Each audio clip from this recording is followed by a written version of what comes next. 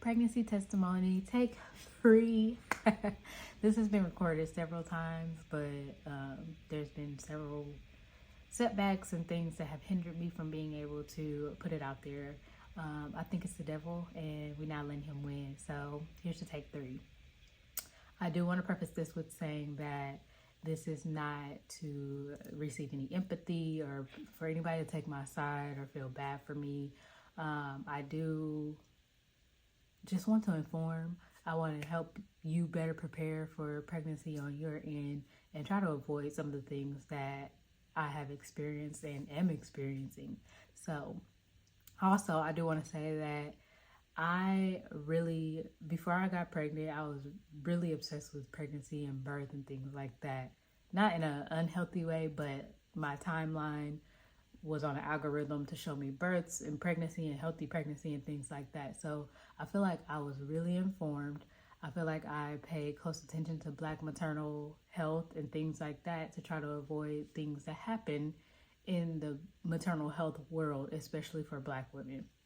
And so at the beginning of my pregnancy, I sought out midwives. I did consultations with several midwives. Some were out of our budget. And so to play it safe also, because this is my first birth, I chose to go with a group of midwives in a hospital setting. Now, mind you, I won't tell any names of places that I went for any of these. People are free to inbox me and things if they've experienced something at a certain place, but I'm not going to disclose any of that. And so I chose a group of midwives in a hospital setting, and everything went well until my 20-week anatomy scan appointment. At that anatomy scan, the doctor who conducted it, he told me that my baby was measuring on the small side. I want to say 3rd percentile, but he wasn't too concerned because I have a petite stature and small mothers make small babies. And so he wasn't concerned. He just suggested that I drink protein drinks with each of my meals in order to help baby to gain weight. Cool. At my next prenatal appointment, the midwives requested that I do another anatomy scan because they were concerned. However, there were no other concerns with my baby. No health concerns, nothing wrong with organs, breathing fine, blood flow through the umbilical cord fine, all of that. Everything's a-okay except baby size. I declined the second anatomy scan because 1, it was going to come out of pocket, of course charged to my insurance, but I still was going to have to pay something out of pocket. And 2, I was already participating in a voluntary research study that studied small growth rate babies. And my baby was not at risk for small growth rate when I entered this study, that I was just a participant, and it resulted in me having free ultrasounds every month in order for them to conduct this research. And it was mainly to look at the flow of blood through the umbilical cord to see if that had some type of impact on how babies grew. And so with those free ultrasounds, I suggested to the midwives, how about I get the data from the free ultrasound that I get, and then we can go from there. They initially agreed, and then after the first free ultrasound, when I brought the data back, they didn't like how it looked. And so they were like, we're not using this. We're not going by word of mouth. So we need you to do another ultrasound. Their approach was very aggressive and not friendly and very demanding. And so I continued to decline, and they were saying that either I get this additional ultrasound or they'd have to transfer my care. I took it upon myself to transfer my own care because you're not going to talk to me in that way. And so I transferred to another group of midwives at a different hospital. And when I got there, everything was going well. I got my way in some aspect. I initially did not want to take the glucose test, the glucola drink for my glucose test. And I was asking for alternatives at every appointment, even at the previous midwives. And the only alternative that I was offered was either the fresh test, which I'm not able to take because I'm allergic to citrus and it's a citrus drink, or to prick yourself twice a day for 2 weeks checking your blood sugar. And I'm kind of not on board with that. And so at the second group of midwives, they offered me the option to eat jelly beans instead. And so I took that option, which looking back on it, it was disgusting as well. So I might as well have drank the drink. But anyway, I was able to get that. So there was a plus side to that. However, after looking at the results from previous medical records, they also requested that I get another anatomy scan. So I ended up going. After that anatomy scan, my baby then showed that they were in the first percentile for growth. And so these midwives were also concerned, and they referred me to a high-risk maternity doctor.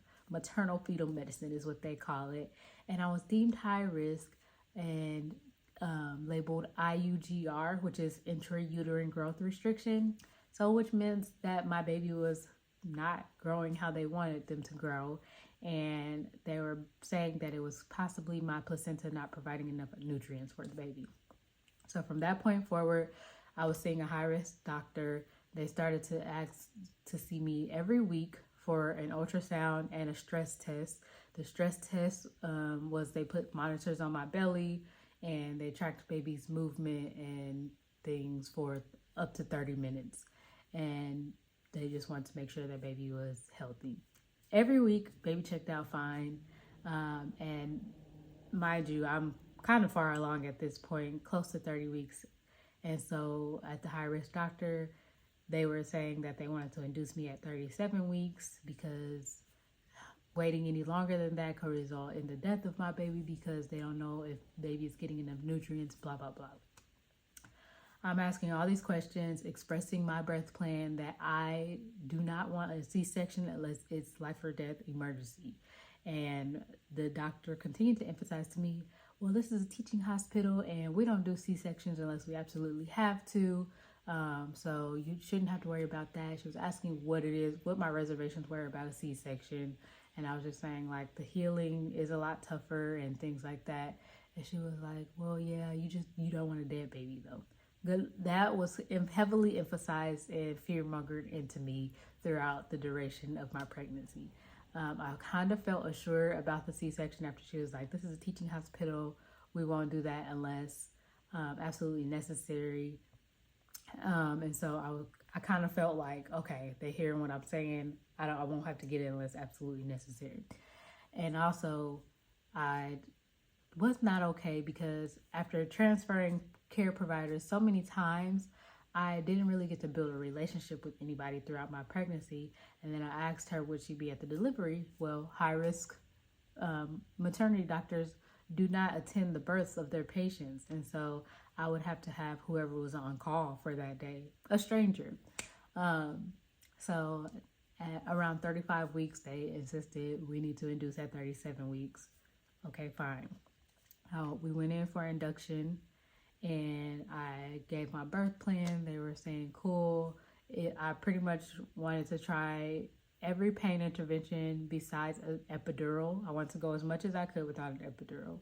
And then I also did not want a C-section. I asked for like delayed cord clamping and they were like, we can do up to 2 minutes. And my husband and I were looking like, what is 2 minutes? That's not delaying anything. But anyway, induction started. It started with entering a balloon into my cervix, and they inflate this balloon to help you dilate. That thing hurt like heck. I don't know if they didn't go into detail about what induction is like. Like, yes, the doctor told me you'll take this medicine to start dilating your cervix and things like that, but that balloon was not mentioned. And when I say it hurt like heck, like I was prepared for labor contractions and I was prepared for them to last a certain amount of time and to be able to have a minute, 30 seconds break relief between it. That balloon hurt from the instant they entered it into my cervix, and it was a constant pain. I couldn't sit comfortably. I couldn't stand comfortably. I could barely walk around with it in. 10 minutes in, I said I needed a epidural.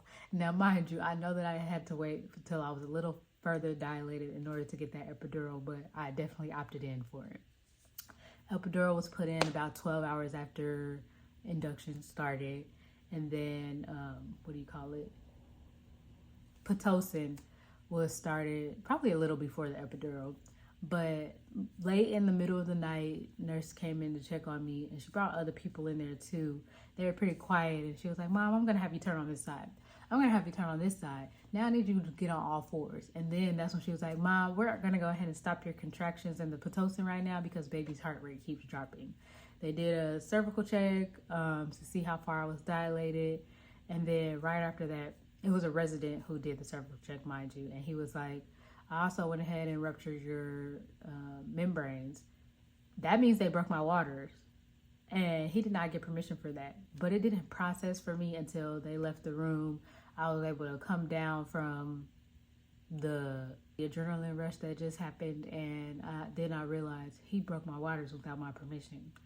And there was nothing I could do at that point, right? Especially right in the middle of labor. Throughout they left the Pitocin off for a few hours, and then they came back and started it back up again, but they never raised it to the level that it was at previously, and baby's heart rate still kept dropping over the hours, and so they stopped it again. And at that point they were like, "Mom, we tried this once, we tried it again, now we're recommending C-section because we don't want to keep doing this to baby."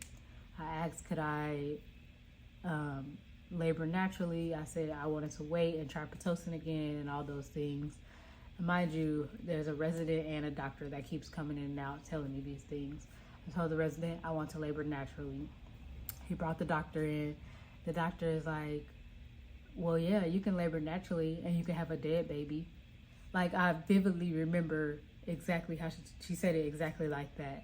And it pissed my husband and I both off, but my husband didn't want to go off in that moment so that he didn't get kicked out and miss the birth of our baby.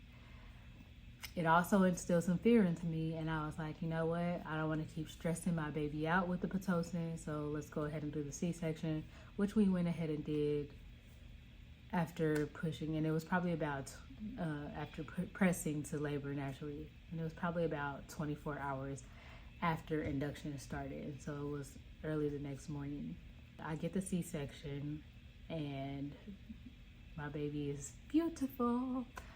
She was born 4 pounds 4 ounces at 37 weeks, which held perfectly healthy, just small.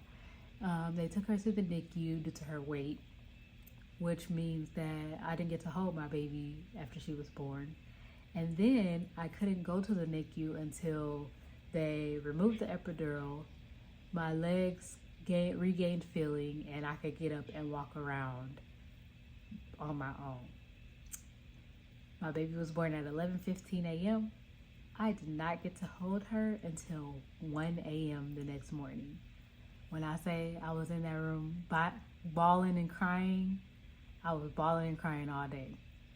My husband was able to go and do skin to skin with her, hold her, take pictures, FaceTime me, things like that. But nothing matches being able to hold your baby right after you carry them for 9 months and they were just born. So yeah, she was in the NICU, in a shared NICU room, not hooked up to anything except a heart rate monitor.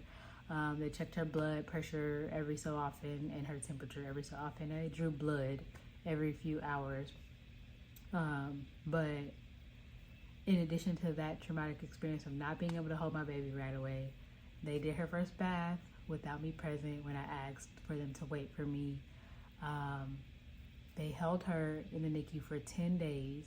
For the first 4 days, they would not give us a definite date that she could be discharged, which really annoyed both my husband and I. And they held her for 10 days in the NICU, which the first 4 days, they would not give us a definite date for discharge, and they had no real reason. We kept asking, what is it that you're holding her for? What is it that you're tracking? And they just kept saying they want to run more tests, or she's very small, which her car seat holds starting at 4 pounds. So that wasn't a real reason for them. I got discharged on day 4, and I was a hot mess because I did not want to leave my baby at that hospital and come home without her. So my husband's asking questions to everybody he can ask and saying like, can we get our baby in a private NICU room so that we'll be able to stay here with her and things like that. That's when a nurse finally told us about the Ronald McDonald House, which is a facility inside the hospital that is offered to NICU parents, whether it's, well, ICU parents. So whether it's the NICU or the pediatric intensive care unit, it's a place for parents to stay for free. You do have to get on a waiting list every day, and they approve you by 6 p.m. You get your key, you check into the room. It's like a little cottage. If they have a kitchen, a dining area, a living room, a laundry room, and then they have about 20 rooms at this one. And you check into the room. It has a bathroom in there. It's like a little motel room, a bed and a bathroom, a nightstand, a lamp, and you sleep there for the night. You have to check out at 10 a.m. every morning. We got a locker so that we can keep our comforter and things like that. They do provide bedding and stuff, but we brought our own comforters and pillows as well. But it was a godsend. I was able to do laundry while I was there. They provided meals on some days. They have a refrigerator for you to keep your own food if you would like. So it was beautiful to be able to stay close to my baby. Yes, a little bit of a hassle to just drag my bag back and forth with me, especially while recovering from a C-section, but it's the least. I didn't mind doing it so that I could be there with my baby day and night, and I could be in the NICU at 2 o'clock in the morning if I wanted to, or whatever.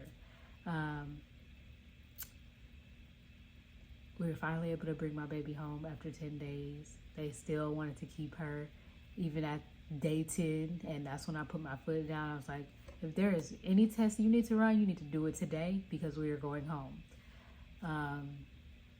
I will say that my birth story is not unique. This happens quite often about baby's heart rate dropping and them pressing for a C-section. You know how I know?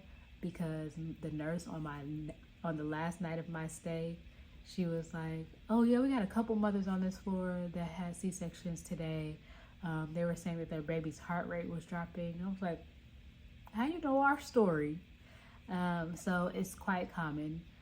My mom found a documentary called The Business of Being Born, and it talks about this exact thing, how C-sections are pushed heavily, and ways that you can avoid it. And so I do want to encourage you to do your research during pregnancy, before pregnancy, when you're ready to start having children. Do your research. Find great medical providers. Ask for recommendations on these things.